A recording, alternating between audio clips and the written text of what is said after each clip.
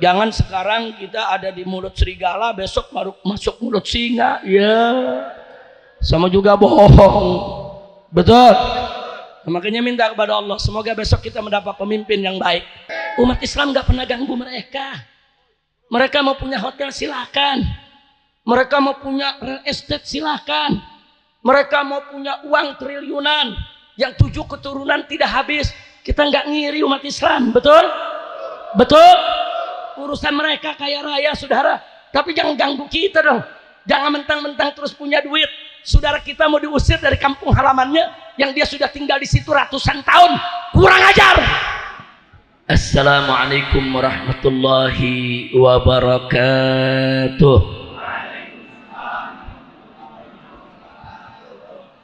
Bismillah. Walhamdulillah. Wassalatu wassalamu ala Rasulillah wa ala alihi wa sahbihi wa mawalah. Ahibba'il kiram, usikum jami'a wa nafsi bi taqwallah wa bi ta'ati Rasulillah sallallahu alaihi wa alihi wa sahbihi wa sallam.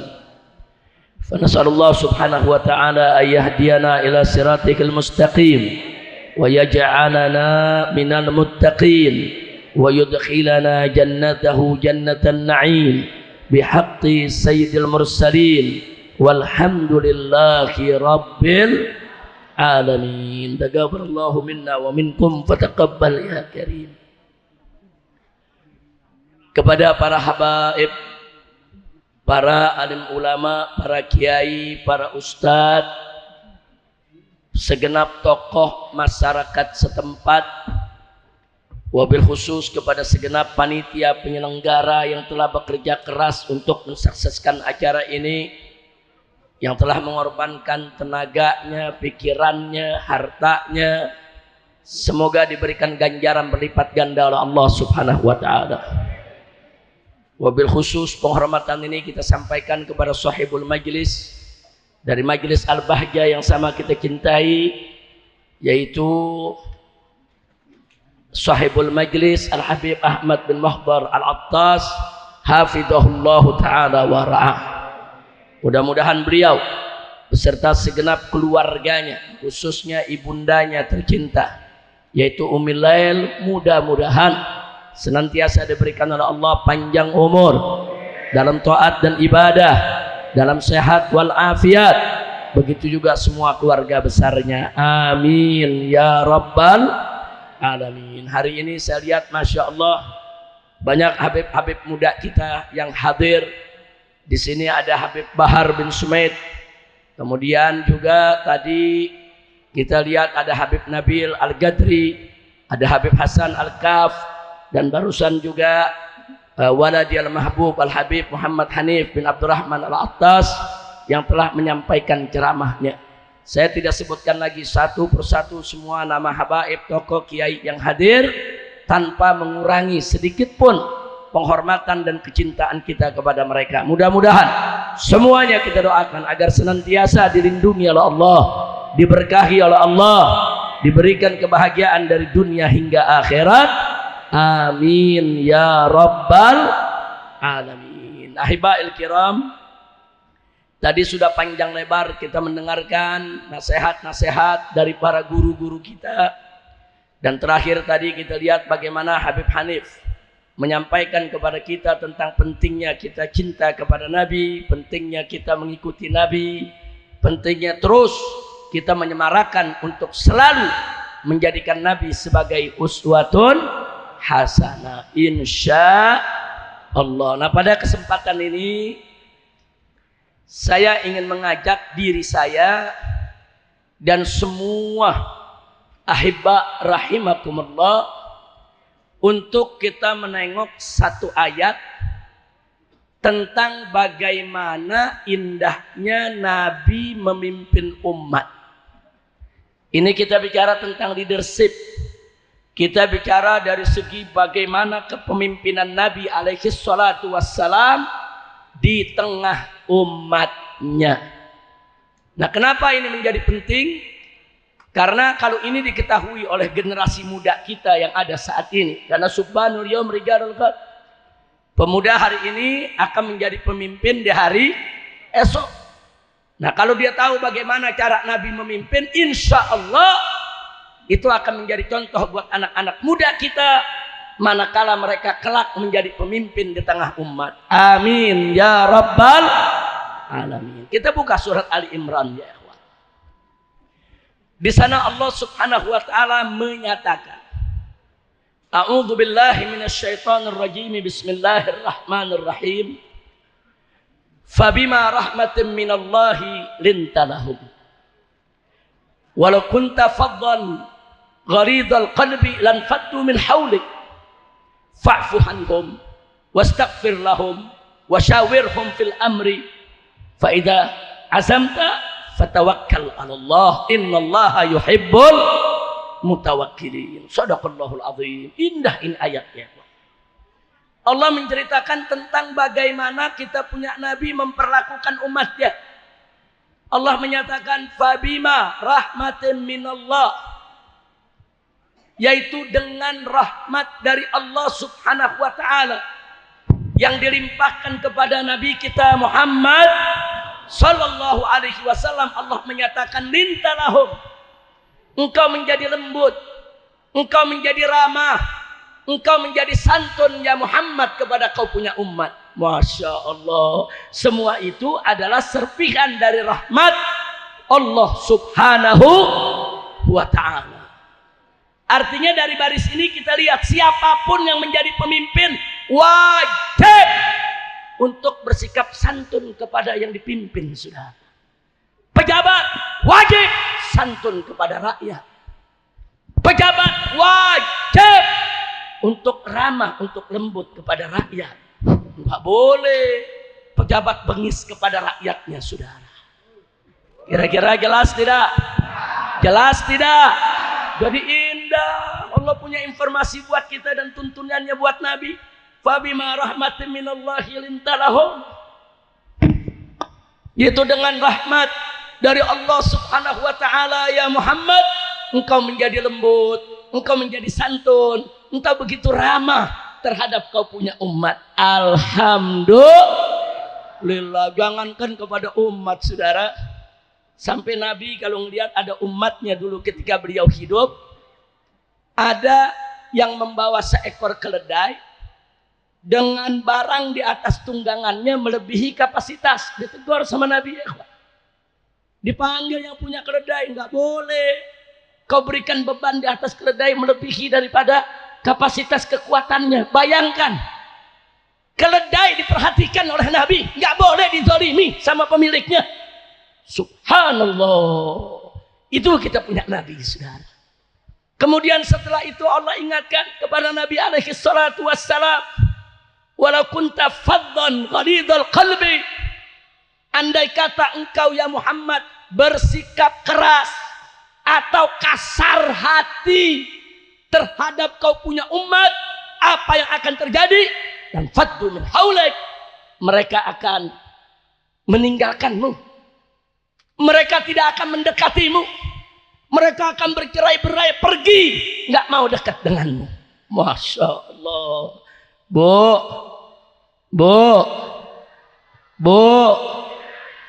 kalau ada pemimpin pejabat bengis, mau dekat? Kalau ada pejabat pemimpin jahat, mau dekat? Kalau ada pejabat pemimpin kasar, mau dekat? Jadi Allah kasih tahu Nabi, dengan rahmat Allah, engkau itu santun, engkau itu lembut ya Muhammad. Sebab andai kata nggak ada rahmat Allah, kemudian Nabi bersikap kasar dan keras hati, maka niscaya umat akan meninggalkannya.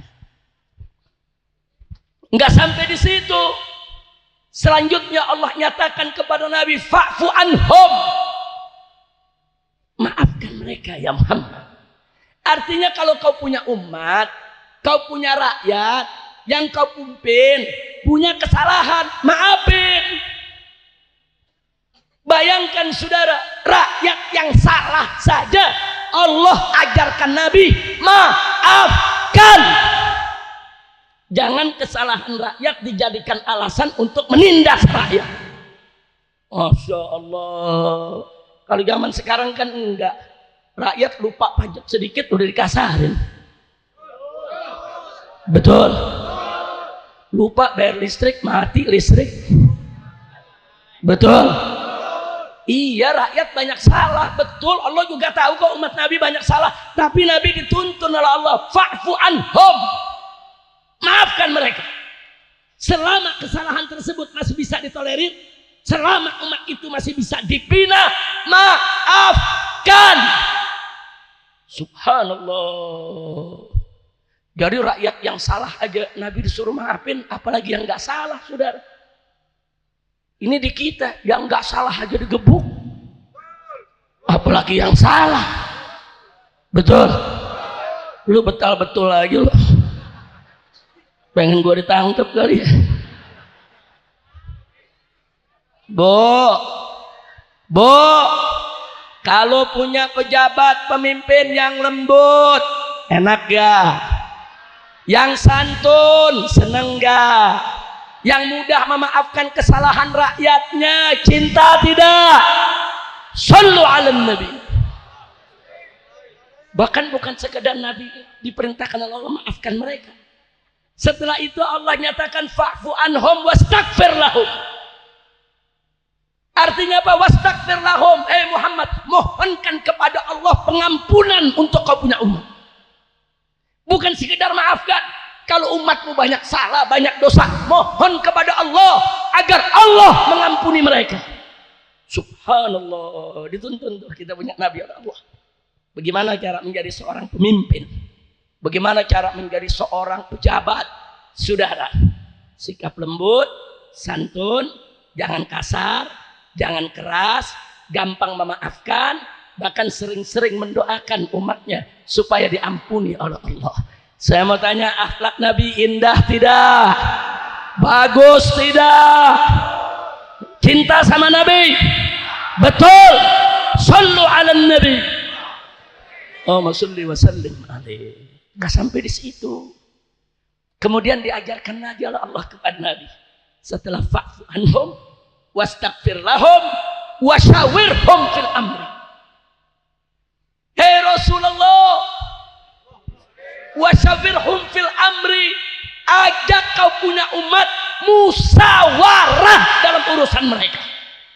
Subhanallah. Rakyat diajak musyawarah. Oh, ada rakyat rumahnya mau digusur karena mau ada pelebaran jalan untuk kepentingan umum. Boleh, nggak apa-apa digusur, tapi ajak musyawarah. Bagaimana cara gusurnya?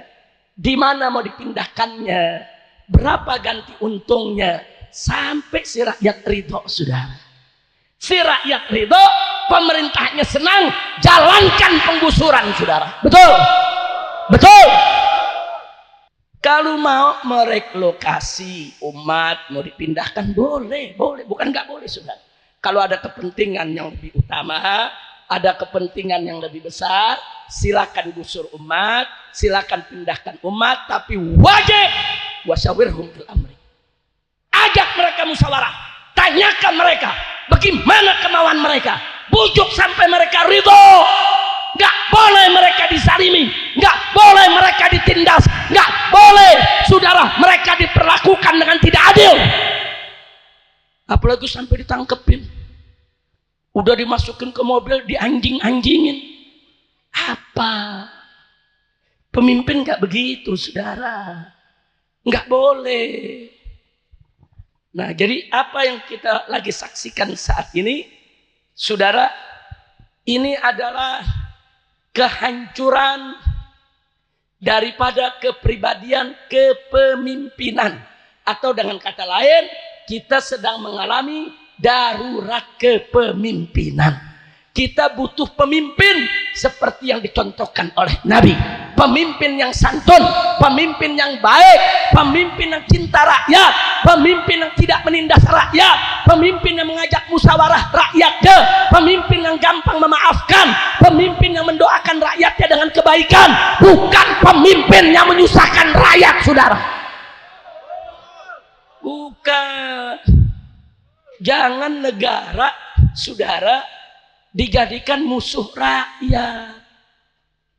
Saudara, negara tanpa rakyat nggak ada negara, saudara. Nggak ada. Rukun negara itu ada teritorial, saudara, dan ada rakyatnya. Kalau nggak ada rakyatnya jadi negara tidak? Enggak. Jadi rakyat itu salah satu rukun terpenting berdirinya sebuah negara.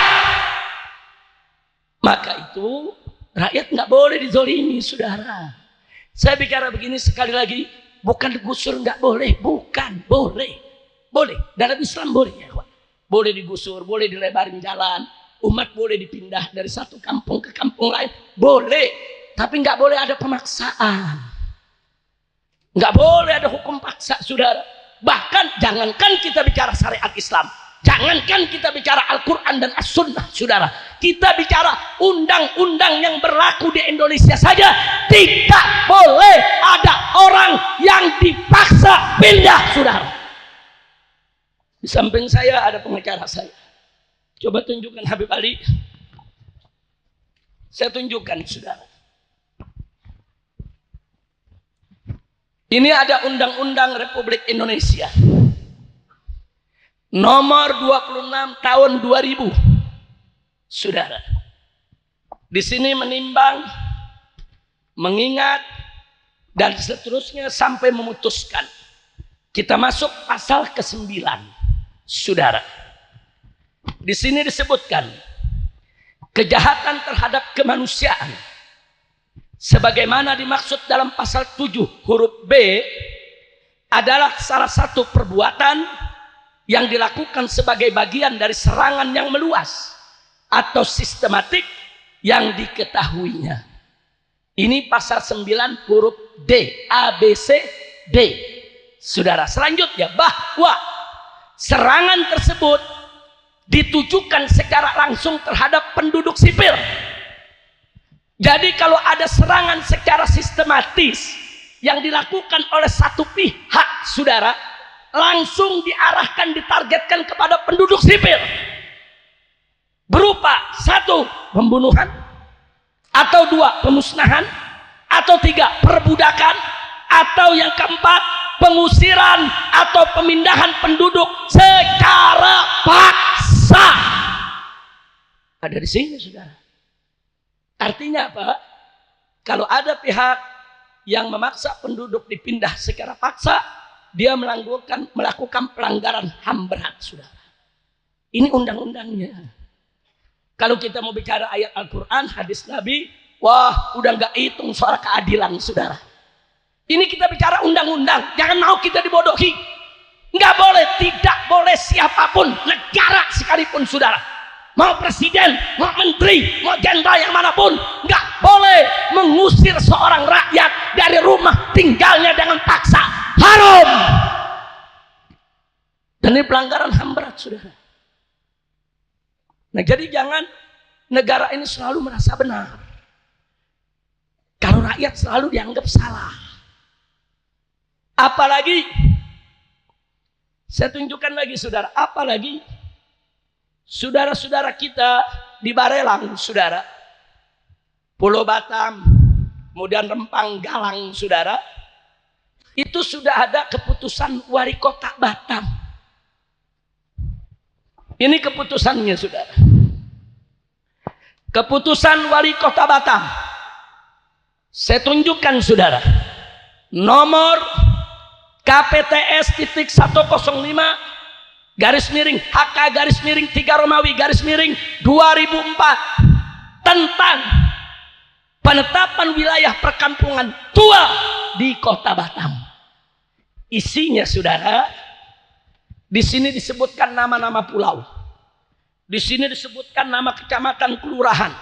Satu, ada di sini nama Batu Ampar dengan kelurahan Bengkong Harapas, Bukit Sinyum, Bengkong Laut, Batu Merah, dan seterusnya, saudara. Termasuk, saudara, kelurahan Rempang, saudara. Semua nama desa yang ditulis di sini, saudara, dinyatakan dilindungi, budayanya tidak boleh dirubah, tidak boleh diganggu, saudara. Ini keputusan Wali Kota Batam tahun 2004, baru kemarin. Dia dapat cagar budaya. Desa-desa itu disebut perkampungan tua. Kenapa disebut perkampungan tua? Itu perkampungan bersejarah bagi masyarakat Melayu, saudara. Terakhir saya baca buku sejarah masyarakat Melayu, saudara. Kalau kemarin saya masih dapat informasi di Rempang dan sekitarnya masyarakat tinggal di situ tahun 1800-an. Ternyata masyarakat sudah tinggal di situ dari tahun 1700-an. 1720 mereka mulai masuk ke pulau-pulau tersebut. Kenapa? Karena diperintahkan oleh Raja Ali Haji. Raja Ali Haji ini seorang sastrawan Melayu dan dia seorang raja, saudara. Itu rakyat disebar di beberapa pulau dari tahun 1720 untuk apa? Menjadi benteng. Jangan sampai ada kapal-kapal asing masuk, saudara. Begitu tahun 1780, betul, tentara Belanda masuk, saudara. Perang bertempur, orang-orang yang tinggal di pulau tersebutlah termasuk kakek moyangnya warga Rempang.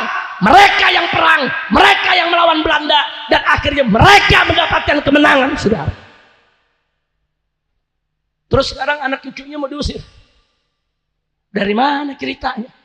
Terus mau dikasih sama orang yang namanya Tommy Winata. Saudara, siapa dia? Mentang-mentang banyak duitnya, mentang-mentang banyak hartanya, terus mau jadi jagoan di negeri ini.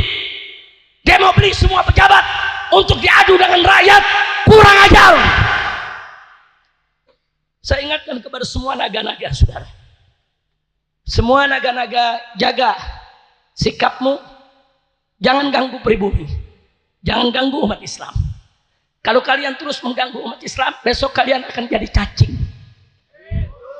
Bukan naga lagi, saudara. Saya mau tanya semua, siap jadikan naga sebagai cacing? Takbir. Shallu ala Nabi.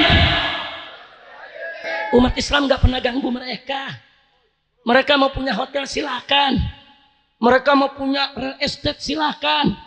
Mereka mau punya uang triliunan yang 7 keturunan tidak habis. Kita nggak ngiri umat Islam, betul? Betul? Urusan mereka kaya raya, saudara. Tapi jangan ganggu kita dong. Jangan mentang-mentang terus punya duit. Saudara kita mau diusir dari kampung halamannya yang dia sudah tinggal di situ ratusan tahun. Kurang ajar.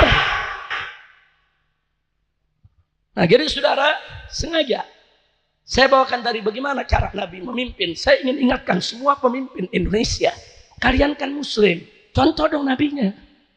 Ajak dong musyawarah rakyatnya. Santun dong kepada rakyat. Jangan caci maki rakyat. Jangan bohongi rakyat. Jangan tipu rakyat. Jangan tindas rakyat. Jangan zalimi rakyat.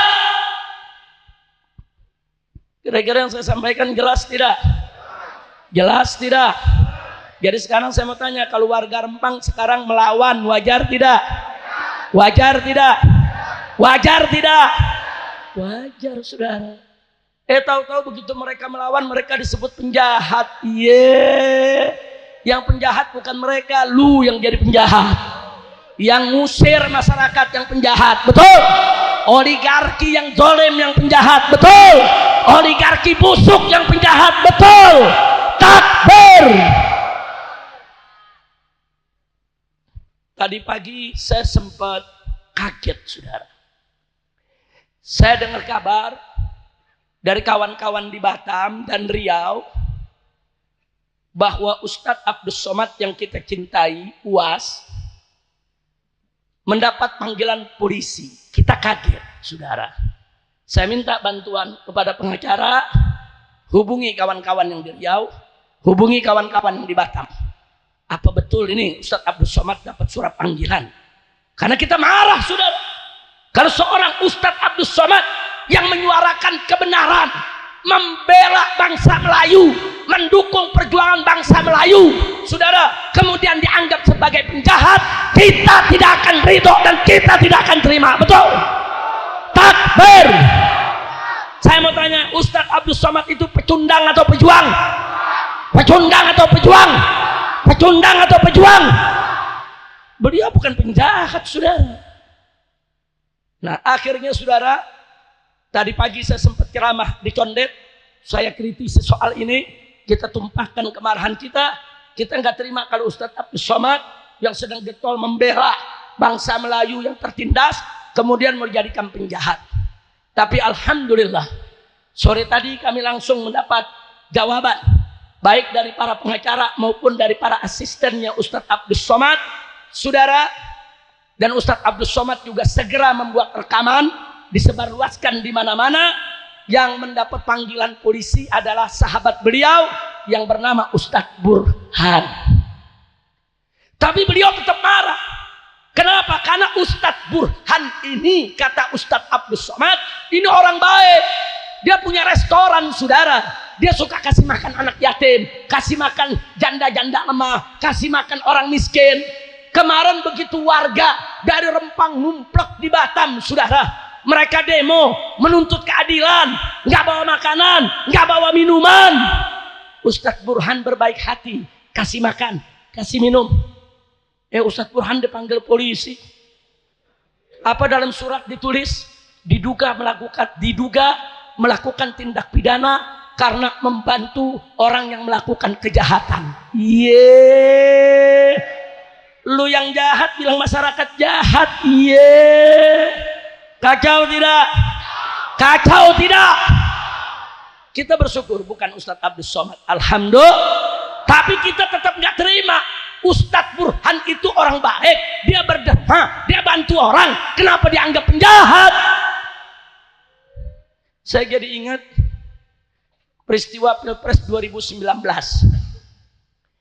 Tanggal 21-22 Mei di Jakarta, saudara, itu petugas rumah sakit, petugas kesehatan kemanusiaan dari Mercy, dari Hilmi ditangkapi oleh aparat.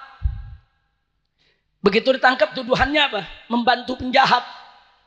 Jadi masyarakat yang tidak terima hasil Pilpres, bentrok itu di Bawaslu, saudara, itu dibilang penjahat. Yang namanya demonstrasi itu bukan penjahat, itu unjuk rasa. Soal unjuk rasa itu akhirnya chaos, itu persoalan lain. Jangan kemudian langsung dituduh mereka penjahat. Jangan sekarang kita ada di mulut serigala, besok baru masuk mulut singa. Sama juga bohong. Betul? Makanya minta kepada Allah, semoga besok kita mendapat pemimpin yang baik, pemimpin yang jujur, pemimpin yang amanah, pemimpin yang cinta kepada Allah dan Rasulnya, pemimpin yang lembut kepada rakyatnya, pemimpin yang mengajak rakyatnya bermusyawarah, pemimpin yang mudah memaafkan kesalahan rakyatnya, pemimpin yang selalu mendoakan kebaikan untuk rakyatnya, pemimpin yang menuntun rakyatnya ke jalan yang benar. Ala hadhihi niyyah wa likulli niyatin salihah wa ila hadratin nabiyil mustafa sallallahu alaihi wasallam bisiril